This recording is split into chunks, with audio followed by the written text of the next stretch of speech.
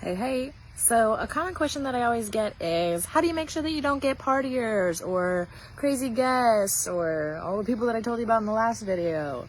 And while it's not a foolproof system, obviously, there are a lot of ways that you can like mitigate your risk and stuff like that. So what I try to do is the things that I want to put in properties are like, we want outdoor cameras. Don't put them inside, that's weird and also illegal, so don't do that. Put them on the outside so that you can see who's coming in and out.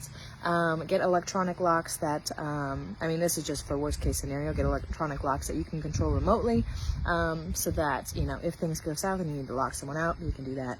And then the third is there's this new thing called a decibel monitor, and it doesn't record what they say, it just monitors the decibel level in the property. And so then it'll send you a ping if like it's getting really loud in there, and then basically that's a tell of like, oh, I'm gonna check my cameras, there are 17 more people in this property than what they said there were, like it's a party. Then you can send over the police for a noise ordinance and get that taken care of. But before you even get to all that, when it comes to approving guests and stuff like that, what I do is when I put a listing up on Airbnb, you have the option to get instant book or for them to have to request to stay at your place. And Airbnb really, really pushes instant book. And like they have like 3 windows that pop up that I have to like click through in order to turn it off. And they say that it's going to hurt your status and your ranking and all that. And I don't know. I've been doing it this whole time and it's working. So whatever.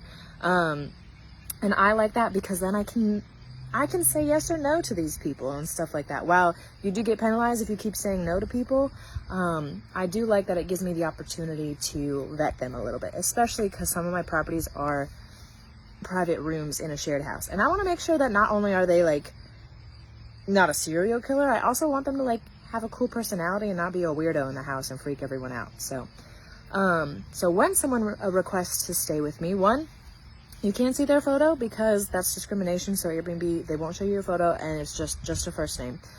So what I do is I go to their profile and I want to make sure that they've previously stayed before at an Airbnb and they have a good review.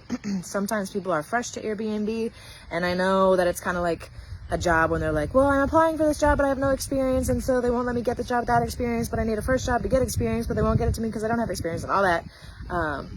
But it's also not my problem, and I am trying to mitigate risk here. So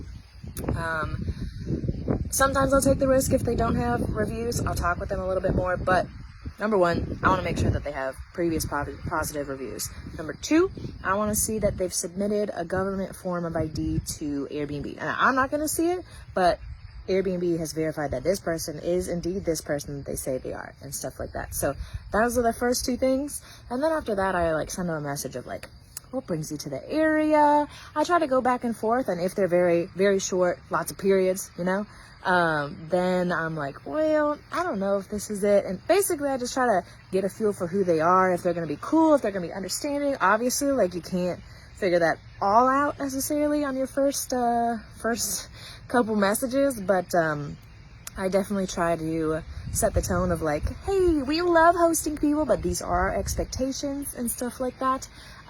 So that's how I mitigate risk with that.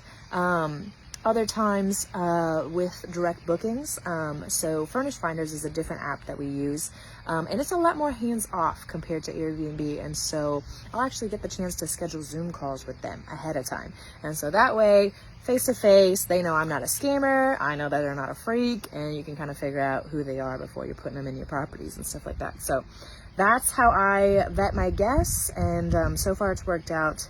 And I've had some odd ducks, don't get me wrong, but I haven't had anyone trash the place yet. So I'd say it's working out, but yeah, that's what I got.